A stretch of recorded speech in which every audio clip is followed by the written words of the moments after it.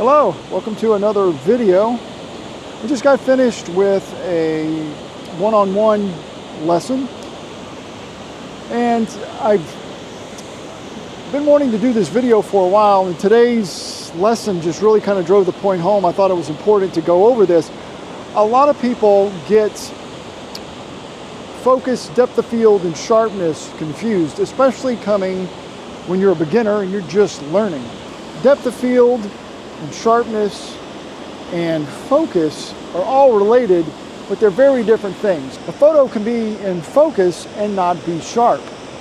Also, I was surprised at the number of people that seem to have a misconception about aperture, that if you don't shoot it like f/22, your photos won't be sharp. Or they think there's no way to get a sharp image at f/2.8. And neither of those are true statements. Most lenses are designed with a sweet spot where their best performance is going to fall between f/5.6 and about f/11. And that's a broad brush. So in this video, my plan is to go over sharpness, depth of field, and focus, and explain the difference, and then show you the difference actually through a series of photos. So it's all about sharpness, focus, and depth of field. That's what we're going to be focused on today. So we're going to be playing with this composition here for the most part. You'll notice that my camera's at ISO 100. I'm at f4. That's as large of an aperture that I have on this lens. Aperture is going to control the depth of field, how much of the image is in focus. Not how much of it is sharp, but how much of it is in focus. As your aperture gets smaller, at f/22, that hole is so small that the quality of the image can be degraded. Even though the depth of field gets greater at f/22, it doesn't get sharper at f/22.8. So what we're going to do is I'm going to put the focus point right in the center for the most part, right on that rock in the middle of the waterfall. And I'm at f4, and I'm going to focus on it. So I'm going to take the shot at f4. And then I'm going to go through all of the apertures. So I'm going to do that at f5.6, and I'm going to keep my exposure right at 0. So I'm going to ramp through all the way up to f/22, and then we're going to take a look at the photographs to see how that depth of field changes and how the sharpness is affected as well. In this first part, we're going to be strictly looking at depth of field.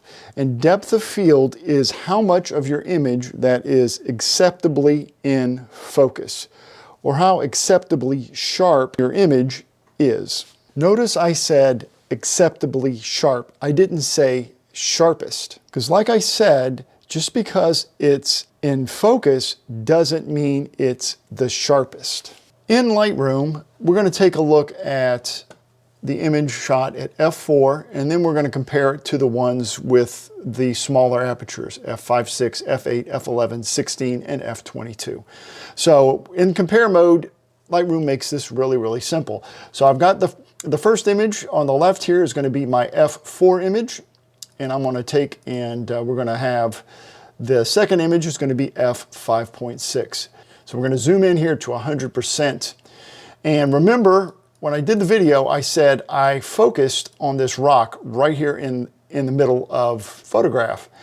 And as we move around here to the rock, we're going to see that it's identical. I can tell absolutely no difference between the f4 and the f5.6.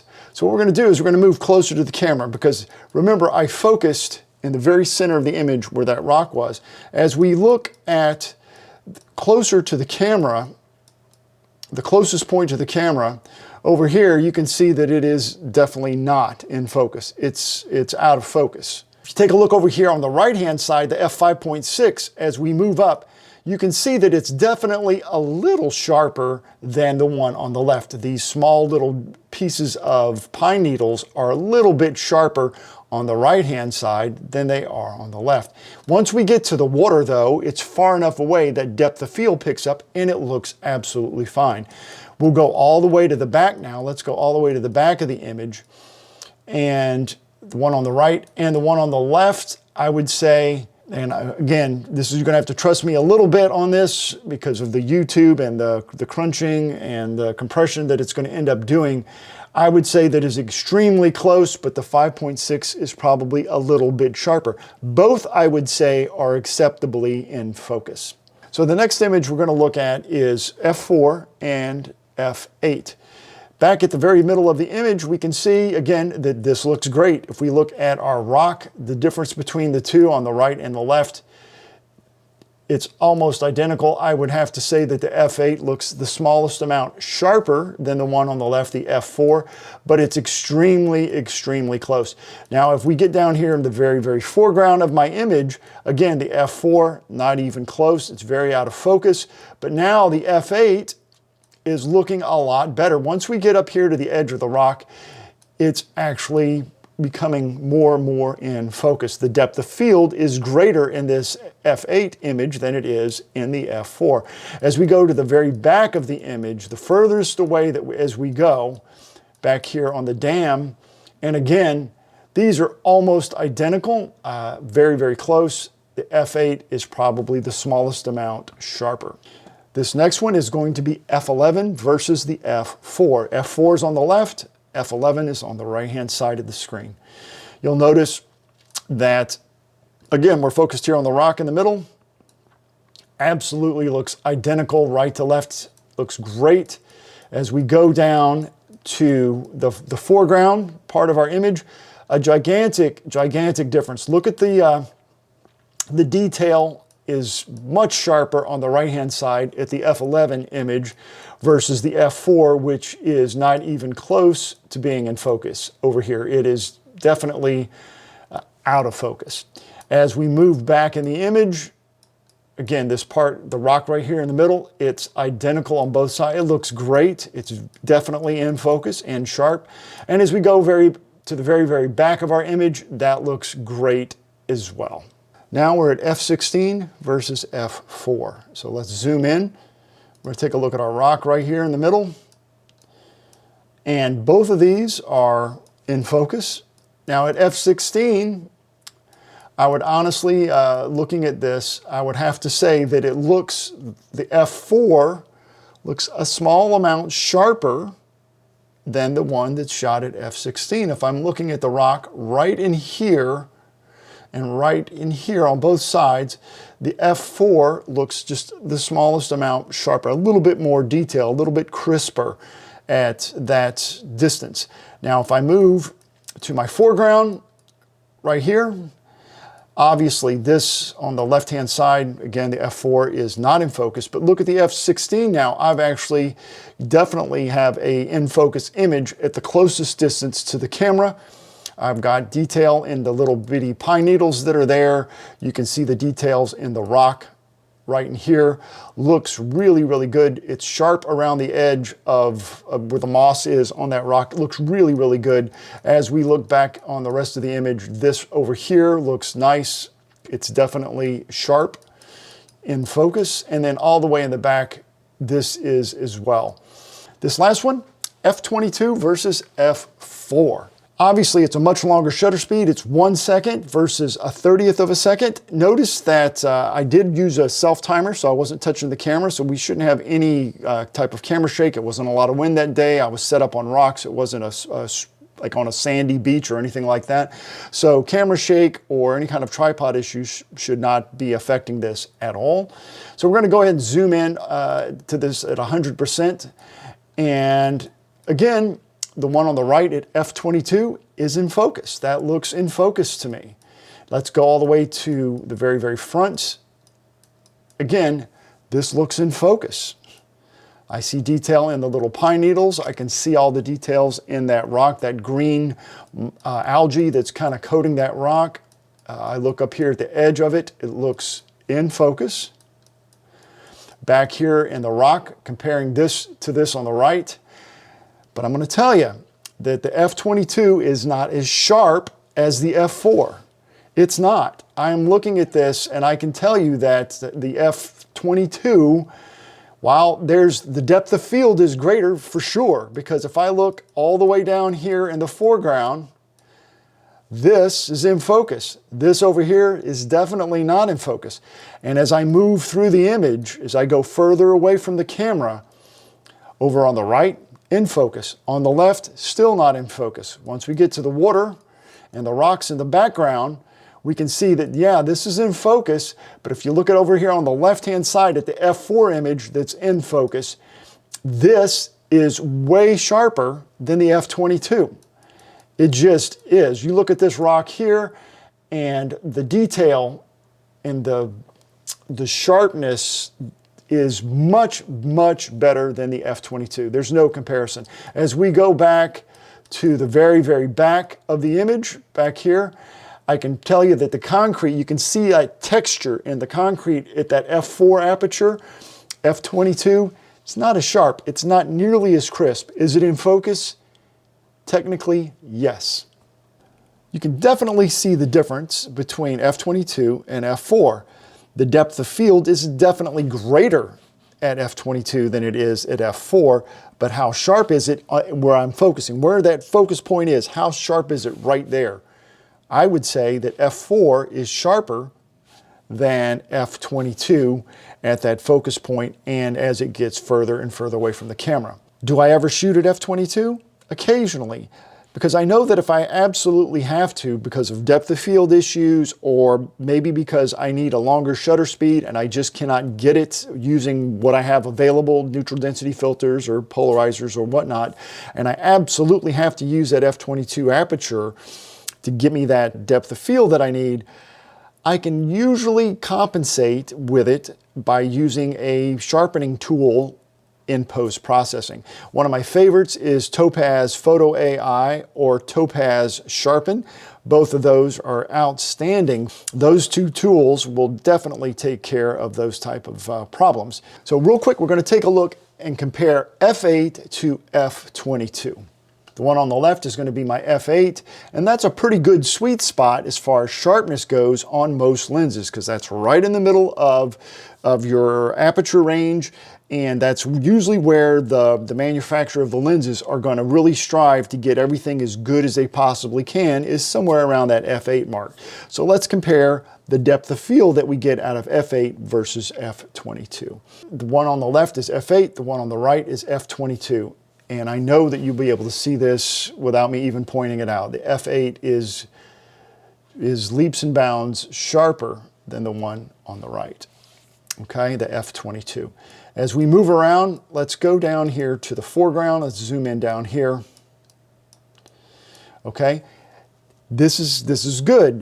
The one on the left, the f8, my depth of field isn't quite all the way to the camera. If you look at on the left-hand side at the f8, it's definitely out of focus. It's not there. But my f22 image, absolutely, that is acceptably in focus. I'm looking at that foreground, the closest part at the bottom of the image, that is in focus. That depth of field is there. My f8 doesn't get good, doesn't become acceptably sharp until I get up here at the edge of the rock.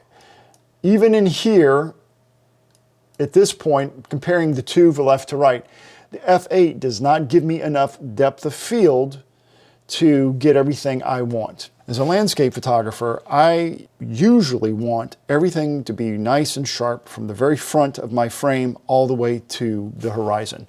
So in order to make that happen, I am usually going to be shooting at f8, f11, and occasionally f16. And again, f22 is pretty crazy. I only use that when I absolutely have to. That said, knowing where to focus in your frame and understanding hyperfocal distance is super important. Hyperfocal distance is the distance where you focus, and then from that point all the way to infinity is going to be acceptably sharp or in focus. If you were to focus at any point closer to the camera, then infinity would not be in focus. It wouldn't be sharp. So that hyperfocal distance, again, is the spot, the distance from the camera that you place that focus point, where from there all the way to infinity is going to be sharp. Now there are numerous ways to compute this. There are I highly recommend you play around with a depth of field calculator, if only just to get an idea of how all of these concepts work together. You can download some apps for your phone. There's one that I highly recommend. It's called PhotoPills, Photopills. It is a paid app. It's not free, but it's a one-time purchase, and it's absolutely worth its weight in gold for all of the many, many things that it can do for you as a photographer. One of the things it has is a depth of field calculator. So with all that said, what do you do? How do you get around it? I don't want to have to deal with calculators. I don't really care about hyperfocal distance. I didn't understand what you said anyway. I get it. I totally get it. Here's what you do in order to maximize your success when you're out in the field. Number one, decide what you need in focus. If you want something that's very, very close to your lens, a few feet away, then you're going to be shooting at f11 or f16. Just go with that. Use a wider angle lens if you possibly can, so that way it's going to give you a deeper depth of field. If you're going to be shooting telephoto and you want everything to be in focus, then you're going to have to stop down to at least f16 or maybe even f22, depending on what you want in focus. Another thing you want to make sure you do is take your camera off of some type of automatic focus where it's a center focus, where it's got a big box that it just randomly picks something in that center of the frame to focus on. You don't want the camera to have that much control. You want to go in and set your focus so that it's a single focus point that you can move anywhere into your frame. And then what you want to do in order to guesstimate that hyperfocal distance that we were talking about, instead of pulling out a calculator, is if you've got your grid on, you've got a rule of thirds grid, what I do is I go to that first grid line about a third of the way into my frame, and I put my focus point on an area of high contrast somewhere in that vicinity. About a third of the way into the frame is going to give you very close to that hyperfocal distance, and it's going to give you that deepest depth of field at any given aperture. And the last thing I can tell you to do is to definitely review your image. Zoom in to 100% on the back of your camera after you take those images and make sure your depth of field is good. You don't have to go all the way through the entire image. Look at your foreground subject, whatever's in your closest part to your lens of your camera that's in your image. Is that sharp? Great. Then go to all the way to infinity. Look at that. Is that sharp? Great. You're golden. You're good to go. It only takes a second, and if you do that, you won't be sad when you get home. That's going to wrap up this week's video. I hope you liked it. I hope you got something out of it. Please make sure you like, subscribe, and hit that notification bell so you don't miss any videos that I release in the future. It really helps my channel out, and I really, really appreciate it. I appreciate everyone that has subscribed in the last year. And don't forget to check out my website at jamesparkerphoto.com so you can be up to date for all of the workshops that I'll be running this year. Thanks for watching, and I'll see you next time.